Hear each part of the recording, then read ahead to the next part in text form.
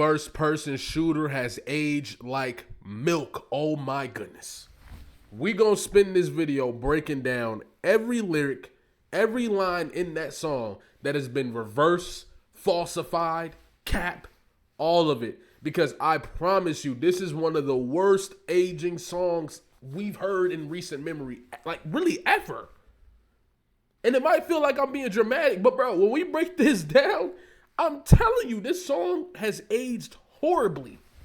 Now, first and foremost, the irony behind this picture in the music video. The irony of two individuals who have had long-standing jealousy for Kendrick Lamar, right? Long-standing wanting to be better than Kendrick Lamar, not liking the reception that he was getting from the culture because it was the reception that they wanted, right? The irony of these dudes seeing Kendrick Lamar miss his Mr. Morale album as a vulnerable spot, as a time to attack, right? We've been talking about this. If you don't think they got in this video and sat here playing chess like this as a sign, as a message to Kendrick Lamar and others, you have lost your mind. You have completely lost your mind. Their goal was to essentially keep Kendrick out of the conversation because they seen that he was vulnerable after the Mr. Morale release. That's how they seen it. Not anybody with a brain did not see it that way. It's actually, if you've been through therapy, if you've done workshops, after that album, I knew whatever was to come was going to be insane because now Kendrick would probably be operating on his authenticity, his authentic expression, his authentic perception, which we learned in GNX, he wasn't fully doing that. Okay? These guys thinking they had a chance to push Kendrick Lamar out of the conversation and make the next turning generation, the 2020s, about them, right? Failed miserably. And that's exactly what they tried to get across by doing this chess thing right here. If you think so otherwise, you're crazy. Another thing that makes this super crazy, right, is the fact that neither of these guys made any chess-like moves in the battle. As a matter of fact, they were exposed for having terrible decision-making. That was one of the main things. Kendrick dissected them on every single component. He got Drake out of there, smoked him, and got J. Cole to smite himself. He didn't even have to put hands on J. Cole. And when J. Cole realized that, he tried to spin back with Port Antonio. But if you look at this picture was going down. We need to put this in a museum of some of the worst aging pictures in culture history. Now, I know none of y'all want to do this, but if I had to hear this song after the beef, I was out somewhere and heard this song, y'all got no choice but to hear this shit too. All right? We going over every lyric, okay? I'm just getting this out the way right now. First person shooter, we turning your song to a funeral. To them, they say they one of us, you better be talking about working in cubicles. Yeah, them boys had a lot, but I knew the code. A lot of people debating my numero. Not the 3, not the 2. I'm the UNO. Yeah, numero UNO. Me and Drizzy, this shit like the Super Bowl. Man, this shit in there big as the... So, people will try to say, Kendrick Lamar was supposed to be on the song. So, actually... Okay, so let me ask you a question. If Kendrick Lamar is supposed to be on this song, and J. Cole didn't change his verses, they didn't rewrite, which I know they did. If Kendrick Lamar was supposed to be on the song, I promise you, when he decided not to be on the song, they rewrote. You want to know why? Why is J. Cole, once again, just like in Port Antonio, only addressing Drake? So you telling me in this song where it was just Drake and J. Cole, Kendrick was supposed to just pop up and rap while these dudes kissing and hugging in this song? Kendrick was supposed to just pop up and rap about his own. That's what the goal was? Get the out of here with that nonsense. That's all I'm saying. I don't want to hear nonsense. Let's use common sense. If Kendrick was supposed to be on this song, why is J. Cole only referencing Drake? And if you think, listen, I'm okay with thinking that Kendrick was supposed to be on the song. But this means when they found out he wasn't on the song, they went back and rewrote their verses. Them boys had it locked, but I knew the code. He's still referencing and inferring the fact that he took the long route, and he took the long route while Kendrick had it in the beginning, and now he has it now. Just like he did in 7 Minute Drill. This is how you connect the narratives. Listen to what they're saying prior to the battle and the angles that they used when they got into the battle. Okay? Boom. Drake goes on to say, but the difference is just, they say as big as the Super Bowl, which is ironic. He said, but the difference is just two guys play that they did in the studio. Blah, blah, blah, blah, blah. I love for dinner with some fine women when they start debating who the GOAT. I'm like, go ahead, say it then. Who the GOAT? Who the GOAT? Who y'all really rooting for? Now, November is just you and Cole. This is clearly Drake sending a message to Kendrick Lamar. And not only that, they're attempting to rewrite the history for the turning generation. They understand how the decades in music work. They understand that kids that are growing up who did not experience the previous decade are susceptible to the next generation, and therefore will have opinions and context that may be out of context, including me. When I grew up, I knew of the Pacs and all the great West Coast, all the great East Coast lyricists, even though I had to find a lot of East Coast lyricists on my own because my mom didn't really listen to a whole lot of East Coast shit besides like Lauryn Hill and stuff. But on the West Coast tip, right, I knew a lot of hip hop artists, underground, pop, all that shit, right? But when Lil Wayne, I'm growing up in the Lil Wayne era, the Young Money era, right? Right before Young Money. So Lil Wayne, Kanye, the tail end of 50, all this different stuff, right? My perspective on hip hop then was totally different than my perspective as I became a teenager and started to do my own research and doing my own dissection and watching the videos myself and going back in time. You feel what I'm saying? And this is what they understand as artists. They were trying to create the narrative for the new generation that the people on top are Drake and Cole. And that Kendrick has no say in this. Now, of course, they want to do that because Kendrick, regardless of the narratives that Drake and them had pushed, they never believed that they were above Kendrick, which is why they came together to put this plan together. Once again, this picture. Okay? And this aged terribly on all the sides because J. Cole had the opportunity to prove that he was the UNO and then shot himself, essentially. Got in the ring, stood in front of Kendrick, and I'ma chill, but got himself out of there. To the point where he didn't even care if it damaged the perception on his career or damaged the perception on him as an MC. You see what I'm saying? By bowing out of the battle. But then he realized that he was tricked out of his spot by the pressure. So we tried to spin back with Port Antonio. But here, already capped. Okay? Let's keep going. The GOAT conversation.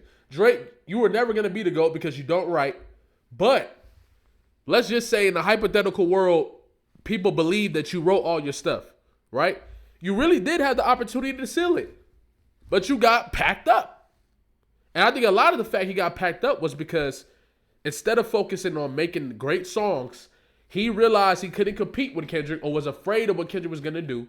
So he tried to get off the white beat thing and turn the women against Kendrick Lamar. Not the men, turn the women against Kendrick Lamar. That's why Family Matters. The third beat is all about turning the women. The pattern of the beat, the energy of the beat, it's kind of got like this club twerk like kind of vibe to it. And on top of this, he's talking about Kendrick cheating. He's talking about Kendrick cheating on his wife. He's talking about Kendrick being a beater. So the game plan was to take the women away from Drake, considering that they are the ultimate deciders of where music goes. He didn't have to convince men. He had to convince women. Kendrick Lamar knew this, which is why he responded with Meet the Grams. A song rebuttaling saying, actually, I'm going to take the women from you. You're streamlining. Policing trafficking. We can say that now, right? Allegedly. Right? You're not taking care of your child, right? All of this different stuff that women are going to attach to. Ironically, I think that song was the one that did the most damage. Not like us did damage as well. Don't get me wrong.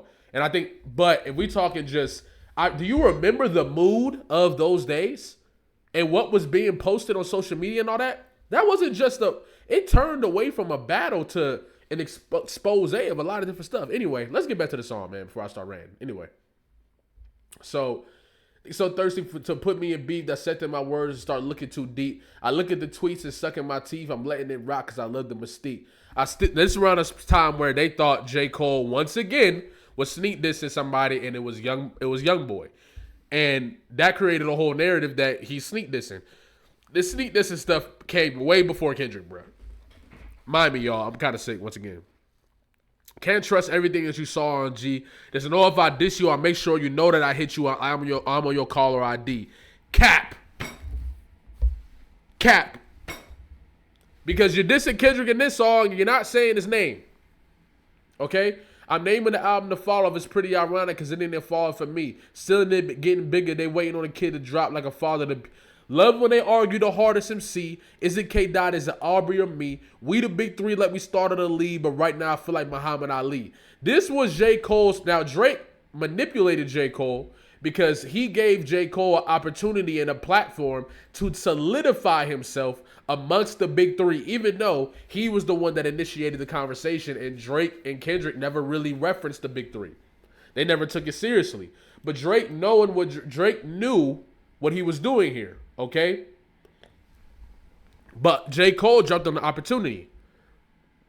Also, when you saying that you the Muhammad Ali of the game, and you know Kendrick is competitive, you know Kendrick believes he's the greatest in the game, what did you expect for him to just sit there and get on a song and talk about he the greatest again? No, it's game time. I'm out the contract. Let's get to it. You've been talking this whole time. Let's rap. Okay? More milk aging right here. You're not the hardest MC. As a matter of fact, you fell way behind Kendrick and Drake. At least Drake got in the damn ring. Now Drake had help. Okay, so I gotta give him a little extra. I gotta give him the credit with an asterisk. J. Cole would have had to actually write and prepare for this battle. Drake had a team of people probably telling him exactly what to do, exactly what to prepare for, etc. Thinking they know this shit, but they don't. And that's why he got packed the fuck up. Right? Even had 50 in his corner and all this different stuff. Still got smoked. Okay? He said, the one that they call when they ain't connected no more feel like I got a job in IT. Rhyming with me is the biggest mistake. The Spider-Man meme is me looking at Drake. I feel like he probably dissed Kendrick right here, but dissed Drake right here, but I wouldn't be surprised. The Spider-Man meme is me looking at Drake. It's like we recruited your homies to be Demon D because we got them attending your wake. Now, this is my problem. He keep only referencing him and Drake. How are people not able to see through this? How are you not able to comprehend what this person is doing? You got to be able to see through the malarkey. He's not even working that hard to get these narratives off without seeming like he's dissing. This is clearly him showing his allegiance with Drake. They went on tour together after this. Okay? Hey, how the gang got away from the bars and shit like a prison escape. Everybody steppers. Well, the everybody breakfast, and I'm about to clear up my plate. That's fine. I'm not going to sit here and act like that's indefinite. But come on, man. Come on, dog. You see the highlighted? We'll let that slide, though. Because Kendrick got a bar, Mr. Morale, that's kind of like, But I took that bar distant. I took that bar different. When he said, nobody in the mirror looking for the fall off. I mean, I feel like he was saying, if he was talking to J. Cole, I feel like it was more of the only person that's looking for your fall off is you. You don't got to fall off. That was my perception of that bar. But anyway. When I show up his motion picture, the goat with the golden pin, the top toucher, the spot rusher, spray this whole the crop duster, not rusher, but apply pressure. Boom. Okay, all that whole stuff that he gets into, right? Now here come where Drake essentially does this. I mean, in my opinion, the worst part of the song, and it's very bad. So, in my opinion, I put the trigger on it like a hot beam, blah, blah, blah. She got an Android, her messages in lime green. Okay, man. I pack him up in his phone like some sardines. It's a small things. Hold on. My young is richer than you rappers and they all stream. Okay. If your pub was up for sale, I buy the whole thing. I think he's talking about, you know who he's talking about here. I really hate you be selling them some false dreams. Will they ever give me files? Well, of course not. They want it's a sore spot. They know the boy they won. They got a boycott. I told Jimmy Jam I use a Grammy as a doorstop. This is clearly him referencing the recent Grammys that Kendrick Lamar just got from Mr. Morale, which people try to spin this narrative that it was, bro, Kendrick won like 3 Grammys for that album. People gonna say Grammys don't matter. The Grammys didn't matter. The Grammys stopped mattering when your favorites weren't winning Grammys. That's all it was. And then those favorites then went and defamed the Grammys. People would tell Tupac didn't get a Grammy. I should, what the fuck? We know Tupac is a Shakur. Of course he's not gonna get no goddamn Grammy. You understand? Okay? And then he gets into the niggas talking about when this gonna be repeated. What the fuck, bro? I'm one away from Michael. Beat it, right? So now we saying nobody can compare to me. I'm about to beat the record. I'm about to beat Michael Jackson for the most number ones. And what he tried to do, which in my opinion was actually a great idea. This is the one thing I think Drake tried to do that was actually genius. Once he recognized it was something to the battle, he tried to make Family Matters go number 1. Okay? When he tried to make Family Matters go number 1, that was supposed to kill the whole narrative. I'm going to make a whole separate video on that. I'll make a whole separate video on Drake's actual game plan because I've seen the game plan from far away and there's so much more details to the game plan than I feel like what we're talking about. So actually, I'm going to save that for a different video. We'll probably do that video next. Okay? But this song is aged horribly because then Kendrick ends up dropping Not Like Us, which goes on to go diamond in 1 year, top 50 stream songs in Spotify history in a year. Constantly in and out of the top 10, even though it was dropped a year ago, before the Super Bowl, the closing song worldwide, on stadium tours. It ended so poorly, man. And when I look at this song, and I would break down the video, but you know they're gonna block it. So when you look at this song and you look at these lyrics, this has got to be one of the worst aging songs in the history of the genre, bro. All of this shit went wrong. All of it went wrong. Everything about this song went wrong. Everything.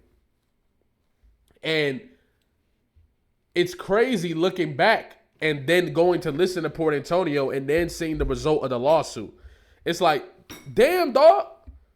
They caught no wins in this situation. 0 wins. And the more respectable MC of the two didn't even give himself an opportunity to get in the ring. Imagine if J. Cole would have actually battled. Actually got in the damn ring.